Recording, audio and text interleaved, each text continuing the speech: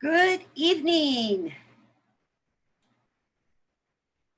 Feminine Frequency Festival. It has been so wonderful experiencing this. It's day 3, and I'm excited to see who's joining me here Saturday evening at 8 p.m. Before we get started, though, I want everyone, if you could just take a moment of silence. And I know quite a bit of Jessica's community here is based in Northern California. And there's quite a few in our community now that are being affected by the many fires. There's 350 fires. So I would just love everyone to take a moment with your way of creating magic and change, and send a prayer, send a silent prayer to all our brothers and sisters and plant and animal beings in Northern and Central California that are being affected by the fires and the smoke. And let's see the winds of change turn this around, and let's see beautiful cleansing rain come down upon California. So let's just take a minute to do that. And that all anxiety and fear is lifted from all beings that are being affected right now.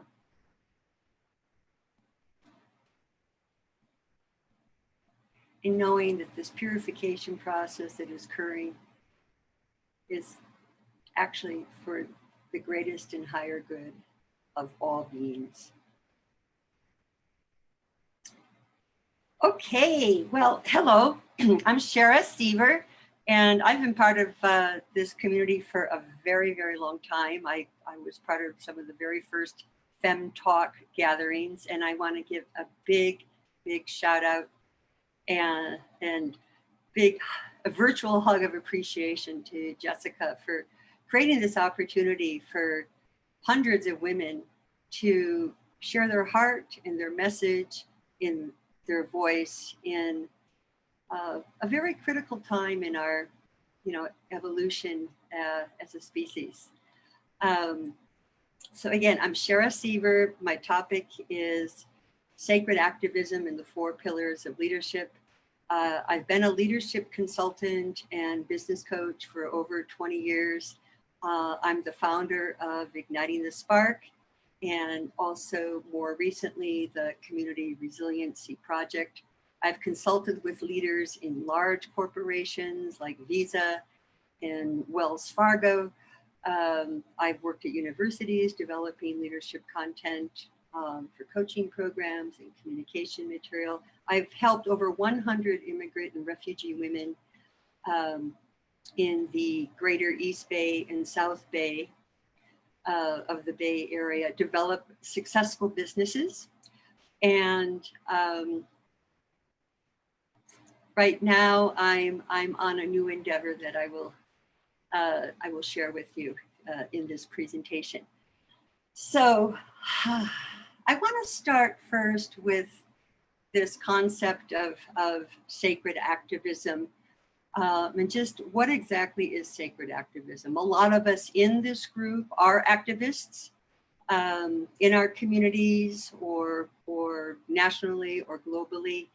But sacred activism, for me, is taking that call of purpose, of wanting to make a change, of wanting to create greater good, and it's taking that call, that drive that we have in our being. And it's fusing it with deep spiritual knowledge, our spiritual practices. It's fusing it with wise, radical action. It's fusing it with courage in love for the sake of renewing passion and hope. And in these times, it really is the way for we as leaders, as light workers, as healers to weave in the acts of sacred activism in our business, in our life, in our communities. And we'll talk a little bit more about that right now. Later. So what I'd like you to do right now, if you could, in the comments section on the page, is just if you could just write something, and I'll respond afterwards. Just put something in that you feel that you're an activist for. I know that some of the women in my priestess groups are activists or sacred activists, if you will, for children, for the children.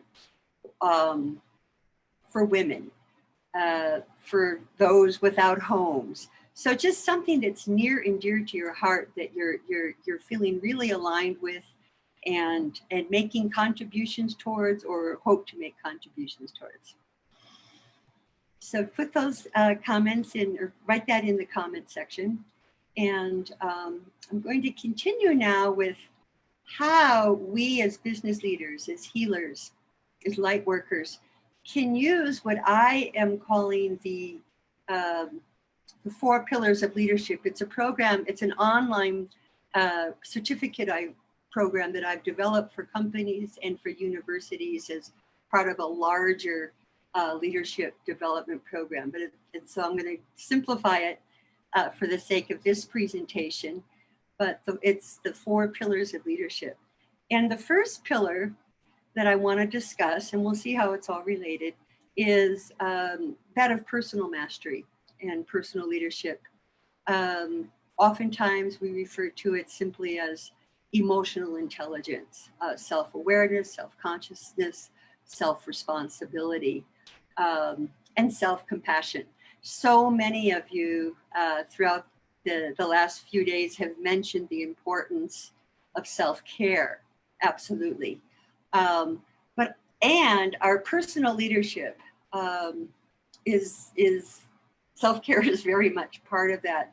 It also involves a deliberate practice. Do you have a daily practice that connects you with source, connects you with something greater than yourself? My guess is that most, if not all, women in this community do. But what is your deliberate practice?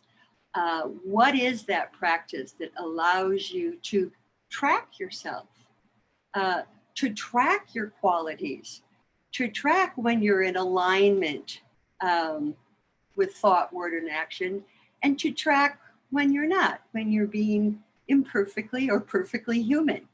So the deliberate practice is very important. And there are many, many practices to choose from, but that which connects you with source, with your greater being, and ultimately with the source and greater beings of others. The personal leadership piece as well is about our own competencies, our character competencies.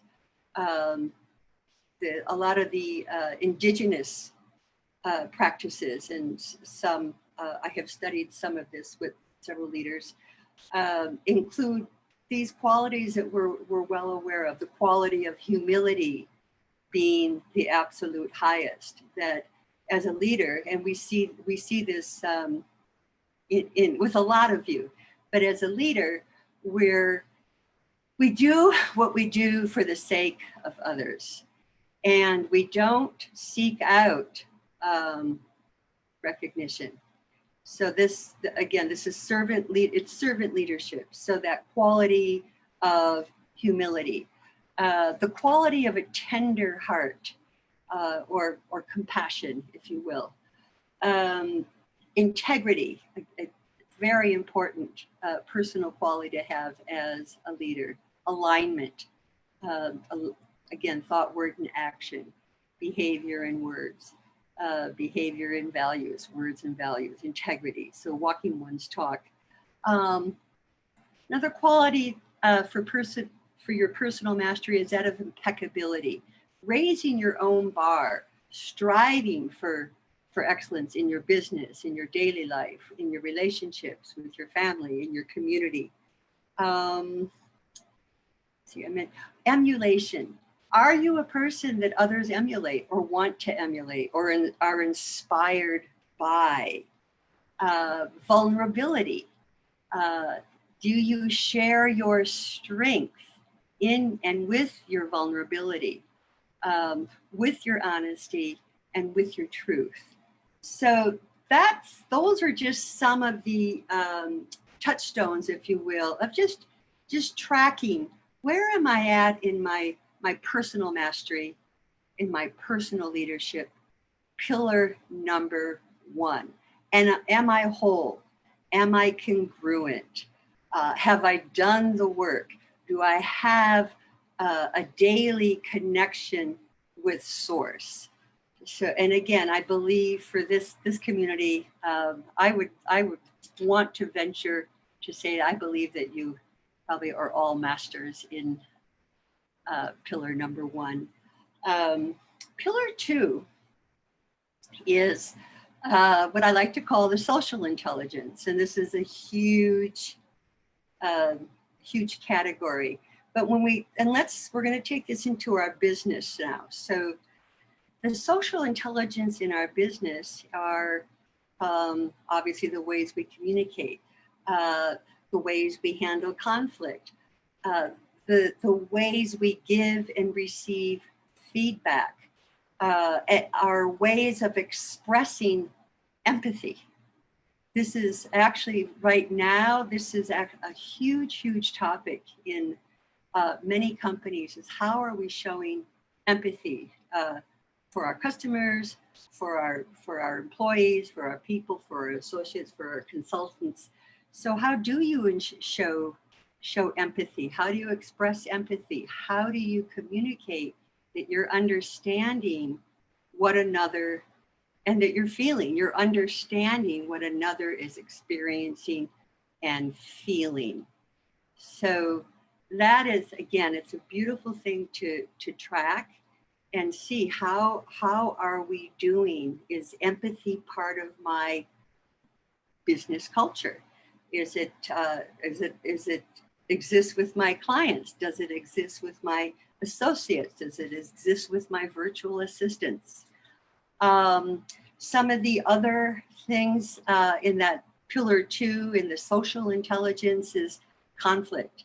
And how are we facilitating the necessary and the necessary difficult conversations that need to take place? And oftentimes those conflicts, as we well know, are ripe with gems and jewels for connection and growth and creativity.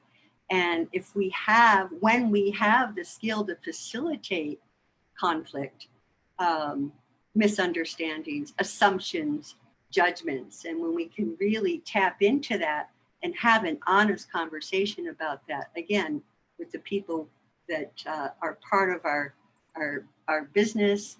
Sometimes it can even be with clients. When we have that skill to step in and have the uncomfortable conversations, I have experienced both facilitating it and also being part of those conversations, and a true transformation occurs. And these aren't the kinds of conversations that would happen on text or in a chat. These are face-to-face or in this era, at least on video of some sort. And then there's the practice of empathy on video as well. So that social intelligence, that empathy, how are we facilitating misunderstandings? How are we catching the judgments? How are we owning the assumptions? All of these are very important as a leader in our businesses and organizations, in our communities. It's very important too, for pillar number 2, to encourage these conversations where there's going to be where biases are occurring. And there's a number of different exercises, going up the ladder of inference, even doing Byron Katie's work, but checking out the biases that are preventing connection, preventing productivity, just preventing contentment and fulfillment, and the kind of relationships that we want. So the pillar number 2 is all about your interpersonal, relationships as a leader, and how are you handling the many, many differences that we all have, and how are you addressing the judgments, and how are you bridging the divide? I actually have a Wednesday morning series now, 11 a.m. live on Facebook, where I interview other leaders who are speaking about how they're bridging the divide in their businesses or organizations and in their communities. So pillar number 3, as a leader, as a business owner, as a healer, is what's the culture that you are creating within your business, even if you're solo, as a solopreneur, or if you're just building your business. Maybe you have a team now of 5 or 10. Maybe you've had rapid growth and you've got a team of 50 to 70. Or again, this audience, I'm assuming we have smaller teams, but well over 100 or 200. What is the culture of your business, the business that you lead? How do we define the culture? How do we engage others in the culture? How do we give others in the organization or in our business a sense that they belong? So culture always starts with a definition, a declaration, if you will, of the values. And those values typically come from your personal leadership, from pillar number 1. So what are the values of your business or organization? Transparency, transparency, honesty, integrity, collaboration, diversity, environmental protection, social justice, equanimity and equality. Whatever those values are, really write them out and take a look at how is your business, just day-to-day business. How are your operations reflecting your values? How is your marketing reflecting your values? Is the interaction with your people, your associates, consultants, colleagues, reflecting those values? So the culture piece is very important.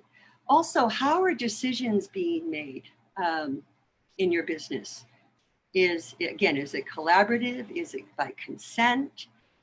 Is it a democratic process? Are you moving into models of self-organizing? How are people developing within your business? So the culture piece, it reflects the decision-making as well. Another piece that I like to include in pillar 3 is, I just said the culture piece, and I've mentioned values and I forgot, so I'll have to come back to that in just a moment. And lastly, the 4th pillar is the pillar of ethics and legacy. And that's where this really ties in now into the sacred activism. So we have our personal leadership competencies, we have our social intelligence, we have our culture defined, and how it's being expressed. And then we have the ethics and the legacy. So again, it's a direct reflection of the culture. So what I want to encourage everyone here in this group to do is to just take a look at your business, your business mission, your purpose, who you serve, why you're serving them, how you're serving them, but also how is that impacting the community? How is it impacting maybe that word that you put into the comment section earlier? How is your business impacting, the health and welfare of children, for example, or community resources or social wellness within your community or health within your community or the environment in general. How are those values, your values, those that are expressed within your culture, how are those values now going to come forth in this fourth pillar, which is ethics and legacy, which is the sacred activism? So if you have an idea or if you're already doing something like that within your business, I'd love to see that. I'd love to hear what you're doing. Maybe you're donating some funds. Maybe you're serving on a board for an organization. Maybe you've started a foundation or an organization in your community. Maybe you started a movement online. So if you could make that comment, and I just remembered what I wanted to say for pillar 3, back to culture. The other thing that's really important around the decision making is who's on your team, who's got your back as a leader. And I know that's been mentioned by a couple of others that have spoken today. That's really important. Who's your trusted advisors, if you will, or some people call it spiritual counsel. But who's got your back? Who's hosting you? So that's the important part of our cultural definition as well. So, so those are the 4 pillars. And I really think that today, without having the 4th pillar activated in our businesses, that we're missing an important component to why we're even in business. We're in an era, I think everyone's aware of now, that having a business is definitely not about wealth accumulation. It's important to have our sovereignty and take care of ourselves, but it's about service and using these 4 pillars to navigate a way to really make a change. So I think small business leaders actually have the possibility of having some of the greatest impact for the kinds of healing that is needed now in our communities. So again, just where is it you want to make a contribution? How can your business reflect that in your practices? And what are you standing for? What's the legacy that you're leaving? So I think with that, I'm going to just let that all set in and just remember that we're in an era now where it's important to create a fusion of wise radical action, courage, and love with deep spiritual knowledge within our businesses as leaders. Lastly, I guess what I'd like to share, I started this last spring when things started to, last June, when things started to open up. We were sort of emerging out of our shelters in place. And then they sort of closed down and now they're opening up and now there's fires.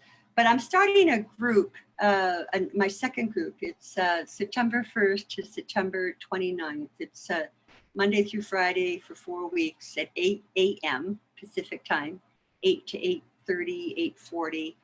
And Powerful Beyond Measure, it's a morning mastermind accountability group.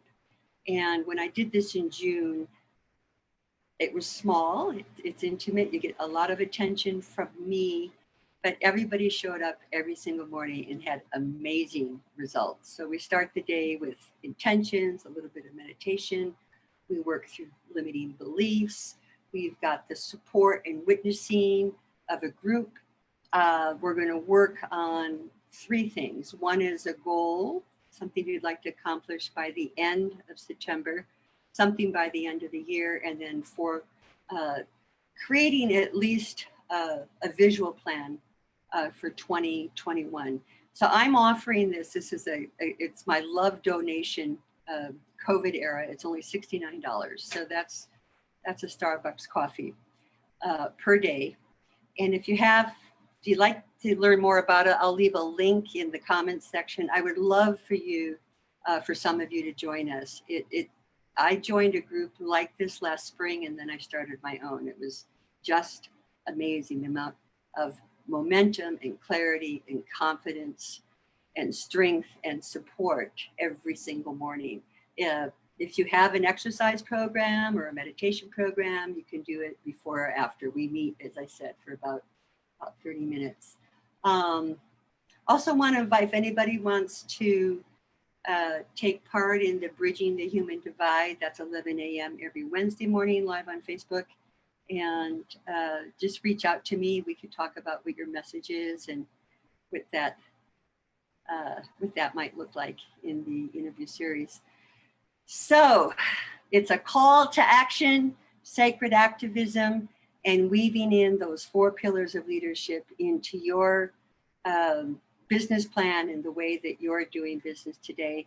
I hope that you have found this presentation beneficial. I hope you've got some inspiration and that you have a few nuggets and treasures that you can start your week with. So thank you very much. Thank you, Jessica. And I just have a big, deep bow of gratitude to all the women that are here standing up in this area, because the feminine has risen. Many blessings to you all. Bye-bye.